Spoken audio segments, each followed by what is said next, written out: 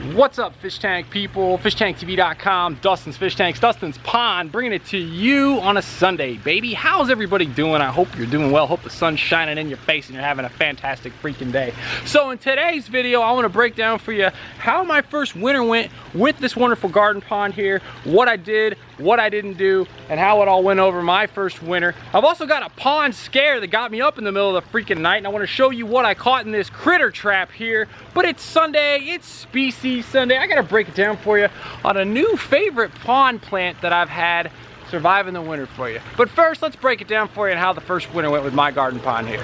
As you might recall, this pond was done as a three-way collaboration between H2O Designs out of Nicholasville, Kentucky, and the founder of Aquascaping Inc., the pond guy himself, Mr. Greg Whitstock. I'm gonna be 100% fair here. This pond would not be 20% as cool if I had done it all myself. I would also like to point out that while I've had some small ponds in the past, I wouldn't have believed you if you ever told me that I would be still enjoying this pond year-round. So let's talk about this pond. So this May will mark my first full year with this pond. This winter was my first winter. I can tell you that I was a tad uneasy going into my first winter. Animals get hungry and more desperate and could resort to harder to get food, like digging my koi out of my pond. More importantly, I was also worried about the fish in the pond wintering over the winter. This year, we were fortunate we did not have that bad of a winter compared to years in the past. At one point this winter, though, the pond almost froze over. I say almost. That was probably the most nervous part for me. The issue with the pond freezing is that the gas exchange stopped. You always want to make sure you have some kind of hole in the ice. Lucky for me, the weather in Kentucky simply doesn't stay below freezing for all too long.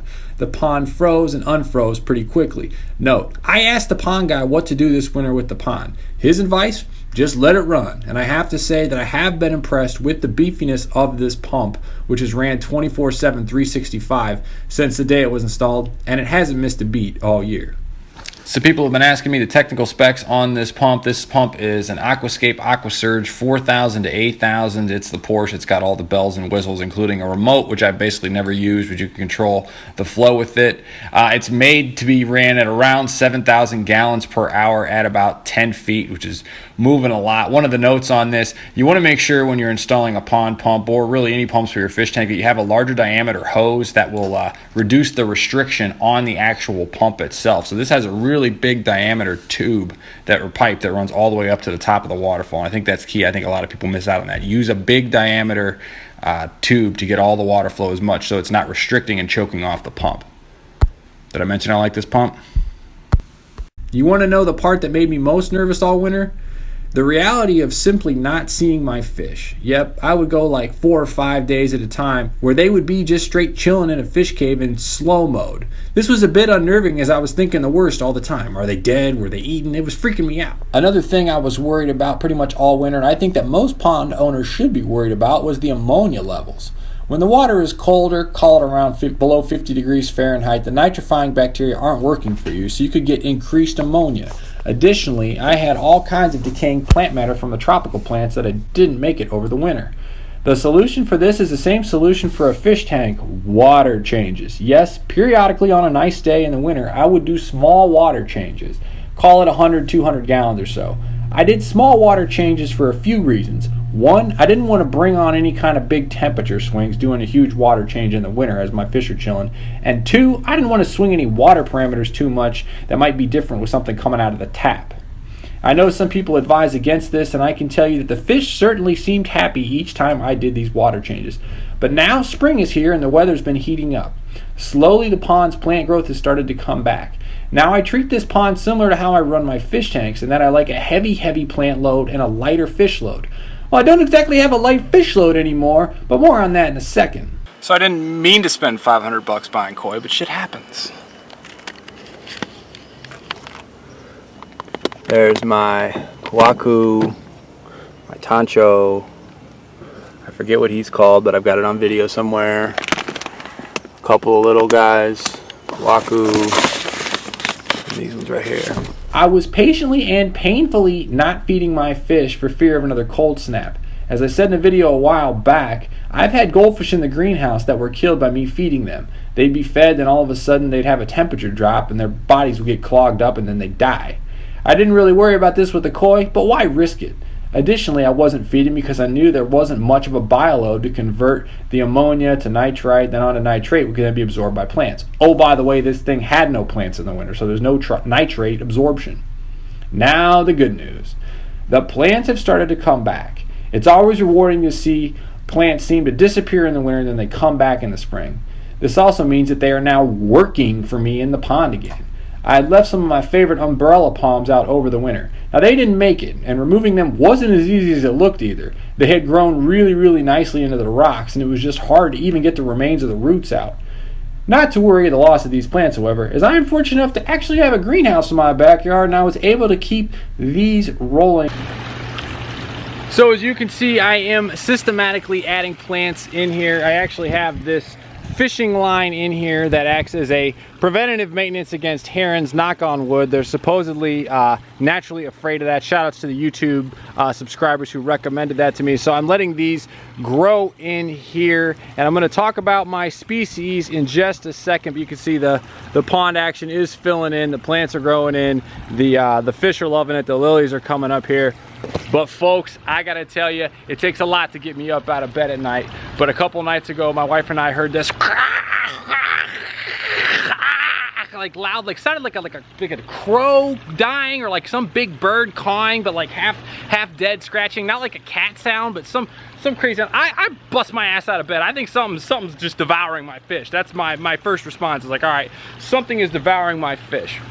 I roll out that morning, I'm walking around, I see out in this little easement area that we have a raccoon. Oh, I fucking hate raccoons. Some of you might recall, and I hope that you're following me on Facebook, you remember the Facebook Live. I did get one of my Deutz Nezu Ogons, a golden koi with a black like undercolor on it, eaten by a raccoon last year, as well as the emperor. They called that fish the emperor. The emperor's son was also eaten, so I'm super duper pissed, and I super duper hate raccoons. Note, I don't kill them. I'm legally allowed to kill them, but I don't kill them. But I will catch their ass, and I will bring their ass about 30 miles outside of town and let them go in a rough area. I hope they get roughed up by some more hardcore raccoons. But anyway, so I'm like, all right, I'm freaking out. So what do? I set the trap, and I got the trap over here. You can see the trap. And I came home today, and I saw that the trap was closed. And here's what came out of the trap. All right, let's see what we caught in the cage here. What's in here? It's caught. Big cement block on top. And what's inside? Hi, kitty. Since you're a good kitty, we will let you go. No, we're just gonna let her go.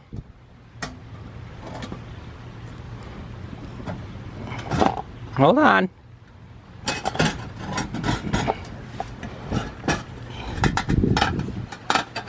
Whoa! Out she goes. That's right, a kitty cat. I caught a cat. The battle rages on, folks. Raccoons are real. They are a problem. I'm baiting them with koi food. I'm resetting it again tonight. I'm gonna catch that sucker and I'm gonna let him go way the hell out of town. So there's your koi. But it's Sunday. It's Species Sunday. Let me break it down for you on one of these favorite plants of mine going in this pond. Hey, I want to talk about one of the plants that made it over the winter. I actually tried to bring this plant into the Fluval B26 down in the basement, and it didn't make it because it was inside. This plant likes to be outside and likes to be out in the cold over the winter. I want to talk about, I'm going to butcher the name of this, Aquarium Hymal or something like that. I'm gonna call it's horsetail rush. You get the Equest thing there. I'll link the name up in the comments there. But this stuff is baller shot collar 20-inch blades on the Impala. My problem is it wasn't growing that fast. This past summer I had the tall umbrella palms that outgrew it, but this stuff is wicked. I actually put it in the greenhouse. I should not have done that. I should have left it in the freaking pond, but I didn't know. It looks cool, so you can check this plant out here. It's found in like swampy areas or whatever. I like about it, it's got this thick rush. I've actually seen this plant used inside of like hotels and stuff. They use it like a decorative, like natural barrier and like a cool design. So totally loving this stuff. Horsetail rush. There's a bunch of different varieties of rush, but I highly recommend this plant. Look, it's got a little bend to it. I put it in a 40 breeder in the greenhouse. Should have left it outside. all freaking winter long. You can see this right here. This was left outside, this was not, so I gotta get that upright. But we'll do a little rearranging here. But look at the big thick stem on this. Totally loving it.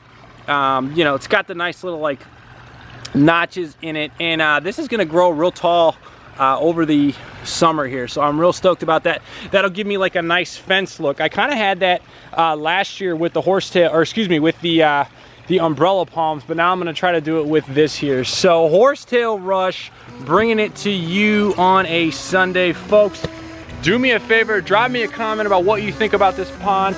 Do me a favor, let me know what you know about keeping raccoons away from your freaking pond. Ooh, it's scaring me. We got battle going on with that bad boy. Everybody have a fabulous freaking week. Click subscribe, click the links around here. You can see how this pond was built. Everybody have a fabulous freaking week. And tank on. Later.